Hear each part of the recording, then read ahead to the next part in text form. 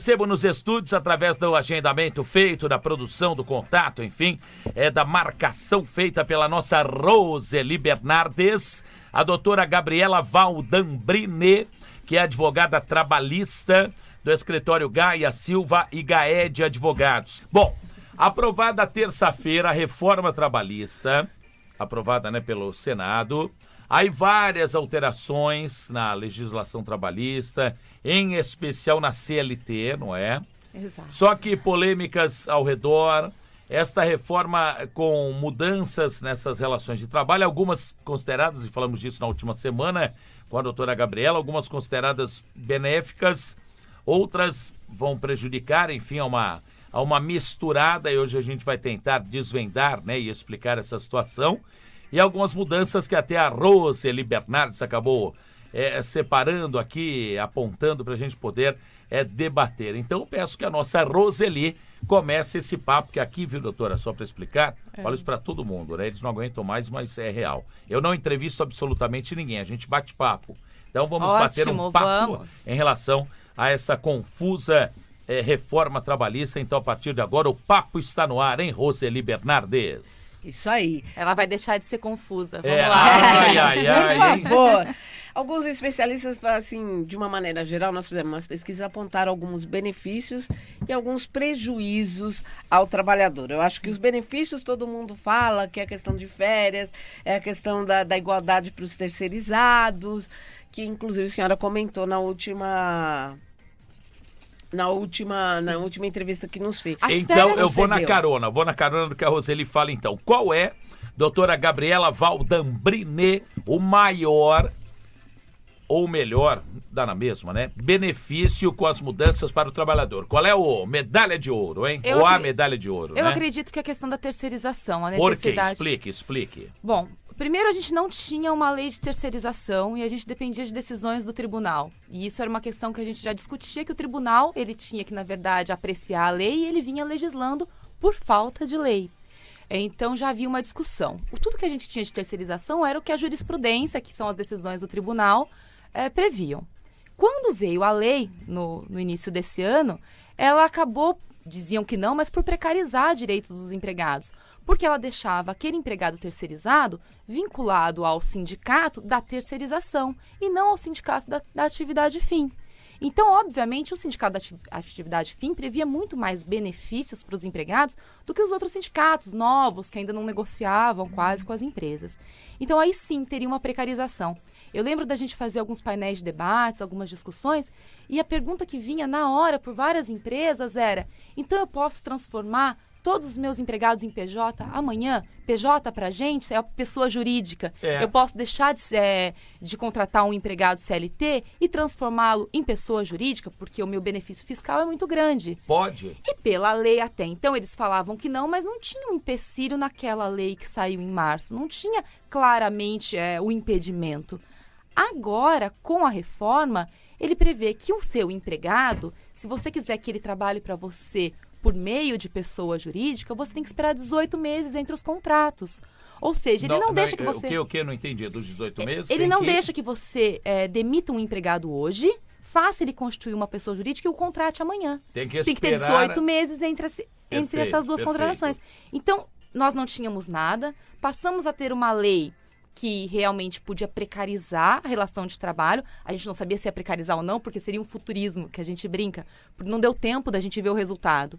E agora já veio a mudança na CLT, que fala, olha, aquela lei, tudo bem, mas espera 18 meses entre os contratos. Você não pode demitir hoje e contratá-lo como pessoa jurídica amanhã. Você não pode tirar todos os benefícios dele, o 13º, as férias, você não pode tirar tudo de um dia para o outro. Se você quiser contratar uma pessoa jurídica, a ideia da lei é que seja uma pessoa jurídica que realmente existe, e não uma que você mandou o empregado contratar, constituir. Sim. Então, nesse ponto, foi bom, do ponto da terceirização. E a questão dele ficar vinculado ao sindicato da atividade fim. Então, nesse ponto todo, ela é boa. Acho que aí sim uma vitória, mas uma vitória que veio, podemos dizer, de uma derrota que aconteceu para os empregados ali naquela lei de terceirização. É lenda ou é lenda não, enfim, é real, os números provam, comprovam, mostram, seja lá o que for, que como PJ, aquele trabalhador pode... O empregador, olha, eu posso te pagar R$1.000 como CLT na carteira, bonitinho, mas como PJ eu já posso te pagar 2. É verdade. É uma prática comum. É uma prática comum em alguns ramos aí de atividade. Em TI, por exemplo, é extremamente comum. Você vê, a gente chama de pejotização na TI, porque é comum, você quase não vê empregado CLT. E eu falo mais, há uns anos atrás, um cliente nosso tinha o interesse de seletizar os empregados. E ele chamou todos os empregados e falou, vamos seletizar. E os empregados não queriam. Os empregados queriam continuar PJ porque ganhavam mais líquido. O que caía no bolso dele todo mês era mais. E aí vem a Justiça do Trabalho e fala, mas essa não é uma opção do empregado. A lei determina que seja CLT. Sim. E como você fica nessa situação? A empresa tentando seletizar todos os empregados, tentando fazer uma negociação, porque, como você disse, para eu pegar aquele salário CLT e transformá-lo em PJ, mantendo o que o empregado recebe todo dia, o meu custo aumenta muito. Então, eles estavam tentando negociar. E os empregados não queriam. Eles queriam continuar PJ. A diferença é muito grande. Para o empregador é um grande negócio, né? Para o empregador sem dúvida. Te pergunto isso agregando a seguinte questão também. Por exemplo, é um grande negócio porque aqueles acessórios do plano de saúde, do plano de saúde convênio, a mesma coisa, enfim, é dos benefícios que deveria esse trabalhador ter, ele empurra para baixo do tapete um abraço, né? Sem dúvida, mas ao mesmo tempo que é um grande negócio, em alguns ramos, no TI, por exemplo, dependendo da atividade, virou comum a reclamação trabalhista. E quando a reclamação trabalhista vem, ela não vem pedindo só o vínculo de emprego. Ela vem pedindo as horas extras, ela vem pedindo os benefícios que você comentou, que é o plano de saúde, que é a cesta básica. Então, vira uma reclamação trabalhista muito grande. E aí os empregadores começam a ponderar o que vale mais a pena. Você ter o risco de uma reclamação trabalhista e 100 PJs, o risco de 20 reclamações trabalhistas, conforme isso vai aumentando, o número de reclamação trabalhista vai diminuindo a vantagem de você contratar PJ. Agora, com essa reforma, o risco de reclamação trabalhista que a gente estava conversando diminui, porque a reforma ela traz obrigações na ação que antes não existia. Ela traz os honorários de sucumbência, que era uma reivindicação dos advogados há muito tempo. A CLT ela é de 1943. Uma época, realmente, ela precisava de uma modernização.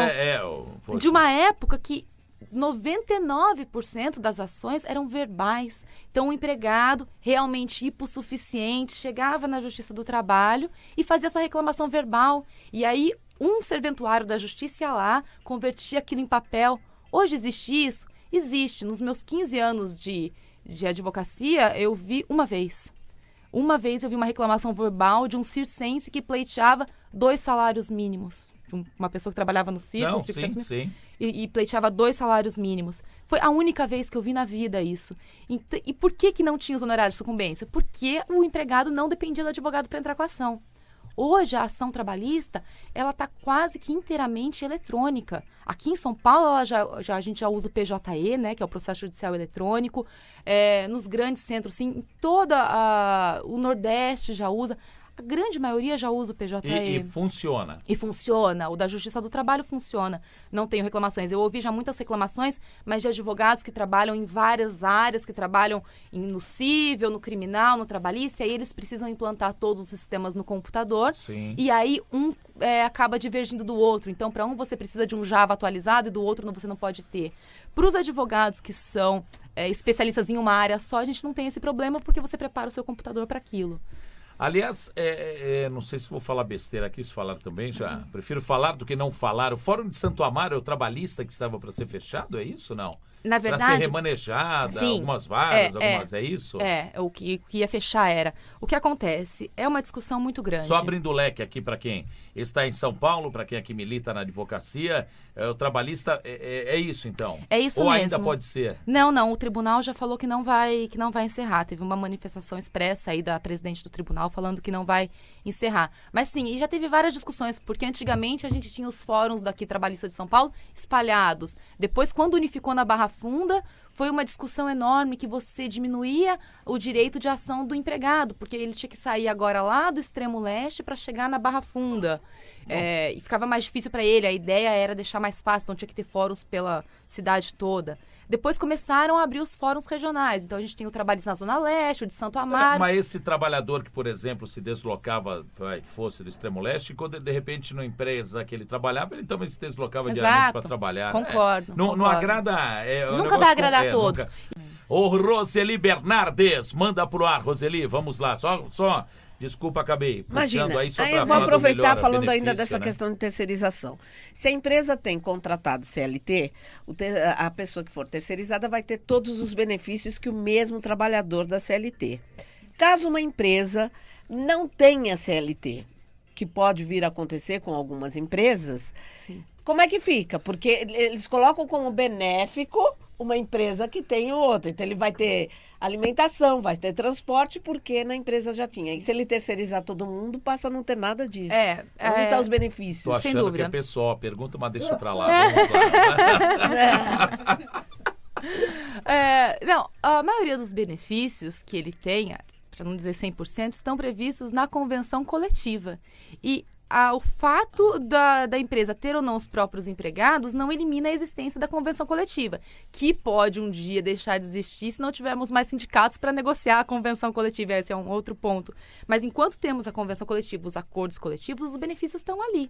Então, ela ter o próprio empregado ou não é uma outra situação, não vai interferir nisso. E outra coisa, a gente precisa ver como o tribunal vai se posicionar em relação a essa situação. Por exemplo, se uma empresa esvaziar seus empregados para terceirizar com o intuito de fraudar a lei. Por quê? Eu estava conversando ontem no escritório sobre isso, todo mundo muito preocupado com a precarização do direito do trabalho, com os empregados, etc. Mas ninguém reparou que existe um artigo muito importante na CLT, que é o artigo 9º, que não foi alterado pela reforma. O artigo 9º, ele prevê que qualquer ato do empregador que vise fraudar algum direito da CLT é considerado nulo. Considerando nulo, aplica-se a CLT. Então, nada mudou. Se o juiz entender que aquilo ali foi feito para fraudar direitos e não realmente uma negociação, e não realmente uma tentativa de ajuste da empresa, né? Olha, tira um benefício e te dou outro. Não, quero tentar fraudar. Então, vou demitir todos os empregados, como você disse, e vou contratar terceiros e não vou aplicar a eles a convenção coletiva da atividade fim. Foi para fraudar? Declaro que é nulo. Declaro que é nulo e reconheço o vínculo direto com quem estava tomando o serviço. Eu falo que antes da lei, lá da lei de março, nós tínhamos a responsabilidade subsidiária. E ela foi confirmada pela lei. Com a diferença que agora, se existe a fraude, o vínculo é direto com o empregador, com o tomador de serviço. Então, a responsabilidade dele passa a ser direta e não mais solidária como era antigamente. Antigamente, se tinha fraude, ele respondia em solidariedade com a outra empresa que o contratou, com a terceirizada. Agora, se for considerado nulo, o vínculo é direto com ele. Então, a responsabilidade é direta dele. A responsabilidade dele ficou mais grave no caso de nulidade. Vamos lá, Roseli Bernardes, mais dúvidas? Doutora, agora, qual é o ponto negativo principal nessa reforma, se é que a gente pode apontá-lo como bicho-papão? Um só, né? Eu vejo alguns pontos negativos. Então vamos usar alguns. Vamos lá. Pontos negativos para o empregado, por exemplo. A questão do intervalo. Você reduziu o intervalo a 30 minutos. Alguns acham bom porque vou sair mais cedo do trabalho, etc. Mas o intervalo de 1 hora, ele é com a ideia do empregado se recuperar para continuar o segundo período da jornada. A partir do momento que ele faz só meia hora, o segundo período já fica mais difícil de trabalhar. E uma coisa que a gente tinha... Ou vai no embalo, ou já não quebra, não dá aquela... Mas no embalo no primeiro dia, aí você tem a terça, a quarta, a quinta. Então... Aí não depende também da função do... Da função, do tipo de trabalho, sem dúvida nenhuma. A questão é, essa lei se aplica a todos. Então a gente tem que pensar, infelizmente, desde da base até os altos cargos, né? Então, para os altos cargos, com certeza, muito melhor. Mas muitas vezes os altos cargos nem são CLT, nem usam. Então, quem vai usar mesmo é lá a base, é o empregado que está no chão de fábrica. que vai almoçar em meia hora correndo e vai Show de voltar. bola. É o porteiro que vai ficar meia hora, quando fica meia hora e vai voltar. E aí onde eu acho um prejuízo? Antes a gente tinha esse intervalo obrigatório de 1 hora, né? E quando essa 1 hora não era cumprida, o tribunal decidiu que o empregado tinha direito a receber a hora cheia com o adicional. Então, por exemplo, ele usufruía só meia hora. Ele não ia receber só a outra meia hora como hora extra, ele ia receber a hora inteira. Isso era uma posição já pacificada no Tribunal Superior. E essa lei vem e fala o contrário. Que se ele usufruir só meia hora, ele vai receber só a outra meia hora. Então aí o empregado perdeu.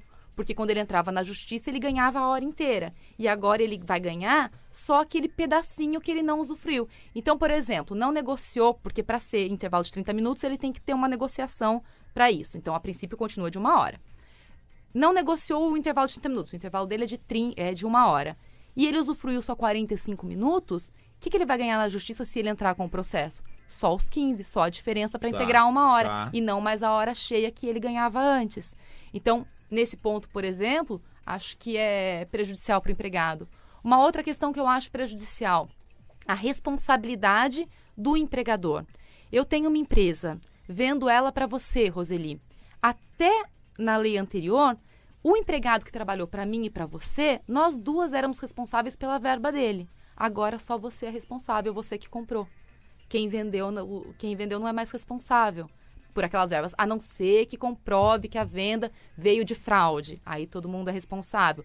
Mas antes eu tinha uma responsabilidade de quem vendeu e de quem comprou. E agora eu tenho uma responsabilidade integral de quem comprou. Quem comprou assume agora o ativo e o passivo inteiro, como já assumia, mas quem vendeu deixa de assumir por aquele empregado que ele usou a mão de obra. O pacote completo, né? Quem vendeu, vendeu tudo. Não se responsabiliza mais. Acho que essa é uma questão. Vamos lá. Atenção, pontos que podem e devem, né, prejudicar o trabalhador, na opinião da doutora Gabriela. Diga. Antes nós tínhamos o que chamávamos de hora in itinere. O que são as horas in itinere? O que é isso? O juridiquês, né?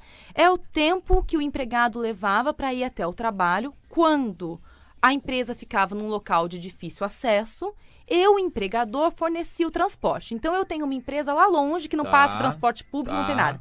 Eu ofereço o transporte. Esse tempo que demora para ele se deslocar da casa dele até o trabalho entrava na jornada de trabalho dele. Ah, é? Isso estava nessas condições, estava na lei. Agora não entra mais. Agora ele deixa de ter direito a isso. O tempo que ele gasta para chegar no trabalho, independente de como ele chega e de onde fica a empresa, não compõe mais a jornada. Errado. Eu não sou advogado, óbvio que não, mas na minha opinião, como um jornalista, enfim, como um comunicador, como eu sempre falo, te dar um exemplo, não sei se certo ou errado, mas é questão de opinião, Sim. né? Eu, quando vim trabalhar na TV Record, em 2003, eu morava em Santos, no litoral. Então eu subia e descia, né? Todo dia pegar meu carro, subia e descia. Não, na época ainda vinha de ônibus, tal, depois de carro, tá bom. Aí eu lembro que, quando eu fui assinar o contrato, meu primeiro contrato com o diretor de esportes, Eduardo Zebini, que hoje está na Fox Sports no Rio de Janeiro, falei, Edu, e que hora você quer que eu chegue e tal? Eu apresentava um programa ao meio-dia. Ele falou, chegando aqui entre 9h30 e 10 horas, tá bom. Não precisa chegar antes nem depois. 9h30, 10 horas está de bom tamanho. Eu falei, então, porque eu moro em Santos. Aí, comentando assim com ele, né, na mesa de reunião. Falei, porque eu moro em Santos, estou fazendo aqui as contas a hora. Ele falou, não, pera um pouquinho. Onde você mora, onde você deixa de morar, é problema seu.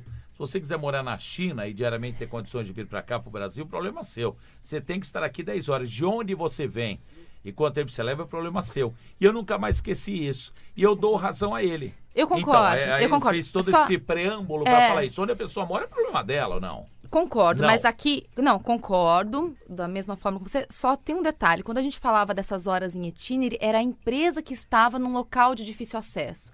Mas passava a ser um problema da empresa que resolveu constituir a sua base num lugar onde ninguém consegue chegar. E por isso ela dava o transporte.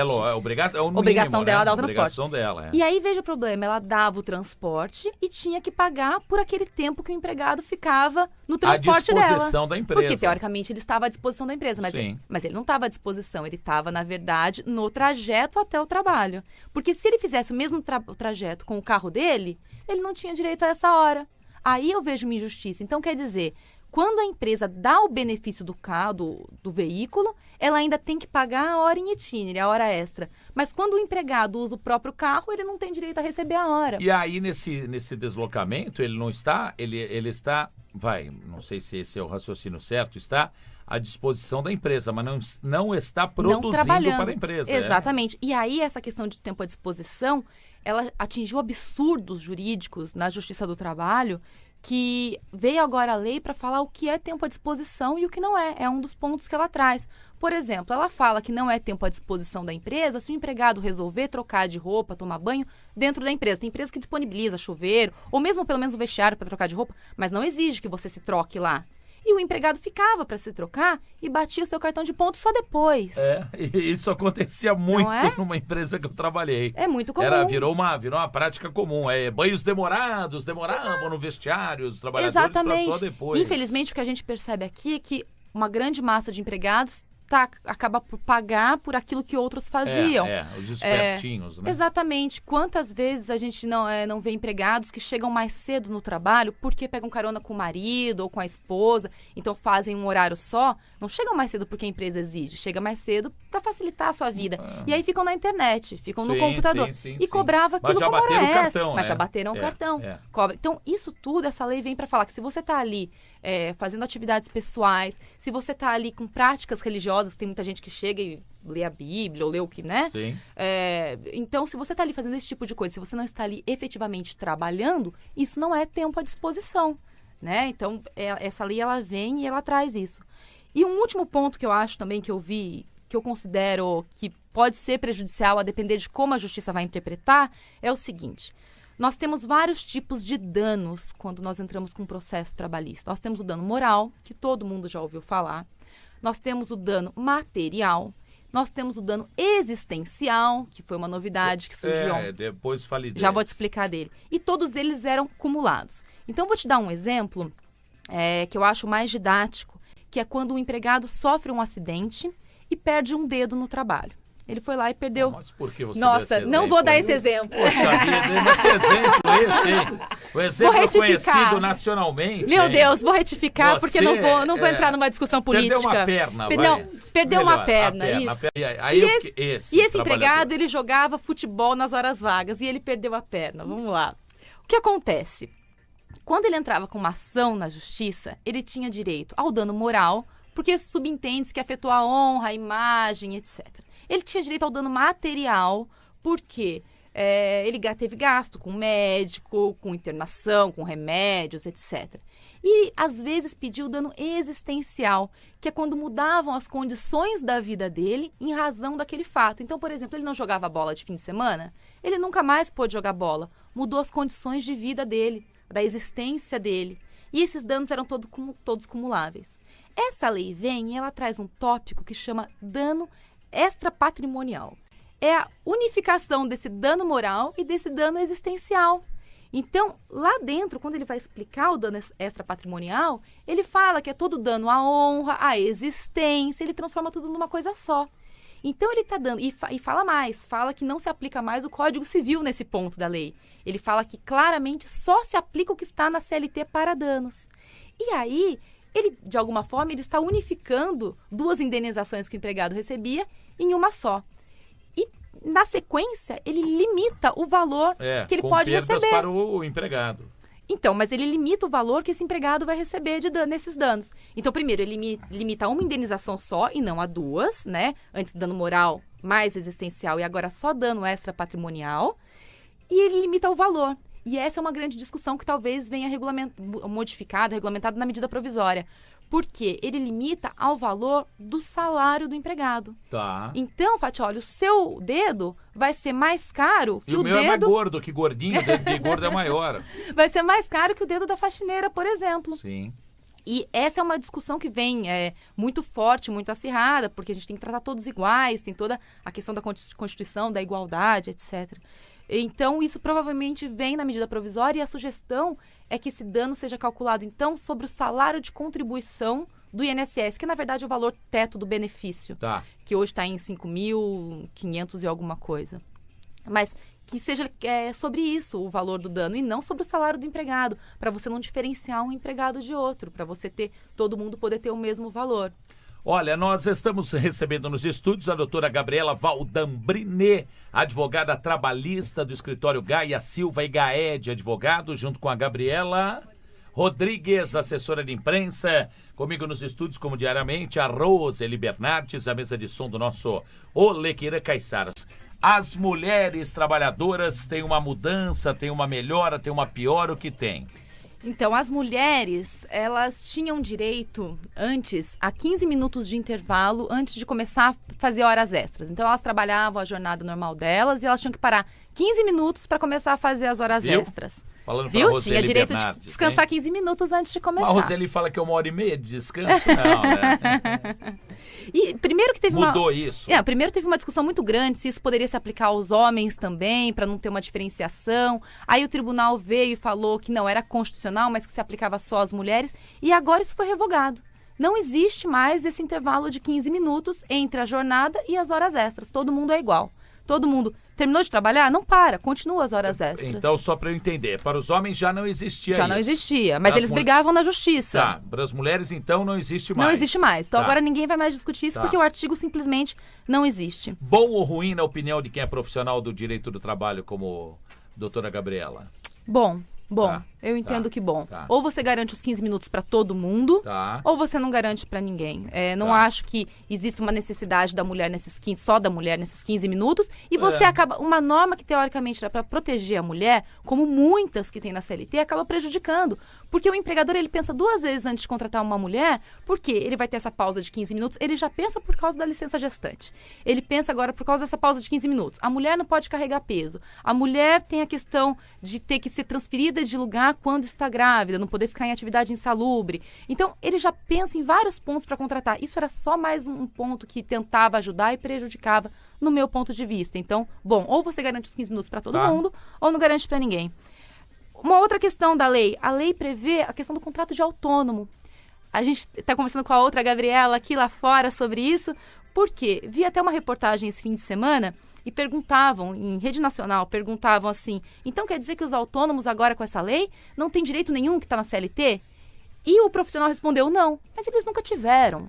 Eu acho que essa questão, isso não foi uma questão prejudicial. O que a lei falou? A lei falou que se o contrato de autônomo estiver regular, atender às exigências legais, ele não tem vínculo de emprego. Isso já era assim.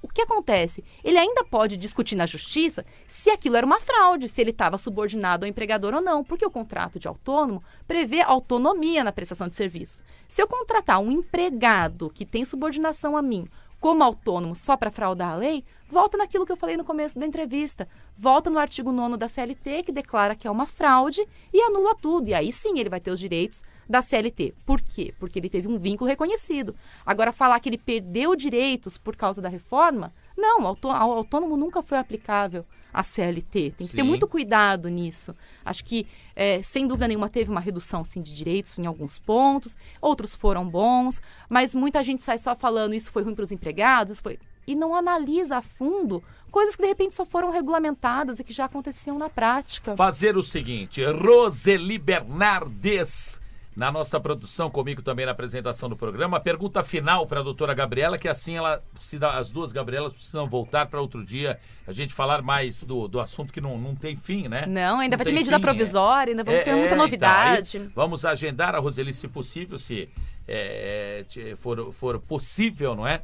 Para que a doutora Gabriela volte, para que a gente continue falando desse assunto de reforma trabalhista, enfim, de mudanças, no outro dia também com o mesmo tempo de hoje. Mas daí a pergunta final, na sequência, crimes cibernéticos, é também uma pauta interessante. Roseli? Eu sei que é um assunto extenso, mas se a gente conseguir, uma das grandes discussões, e já foi discussão logo depois de ter sido sancionado a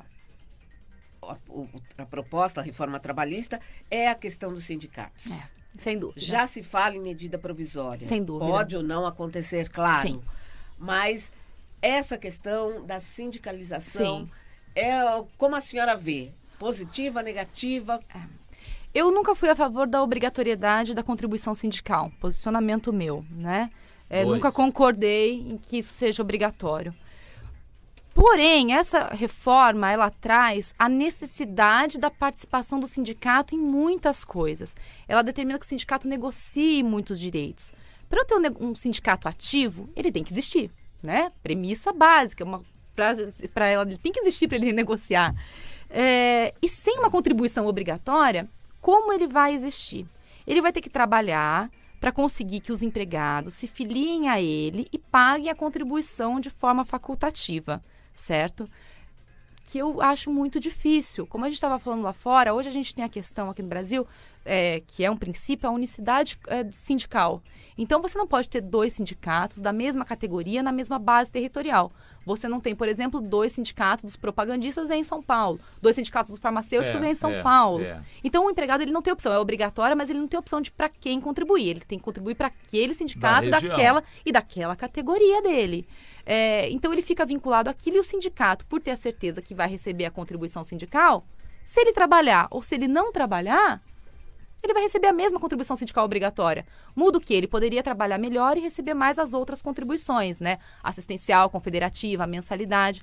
Mas, na prática, para muitos sindicatos, para não dizer 99%, a contribuição obrigatória basta para ele se manter, para garantir a estabilidade daqueles dirigentes deles que estão ali, que cá entre nós muitas vezes o foco deles é esse, não os empregados. Óbvio.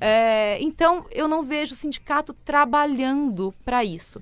A medida provisória, o que a gente viu até agora, é que talvez ela viesse para que essa redução da contribuição ou a queda da contribuição ocorresse de forma gradativa.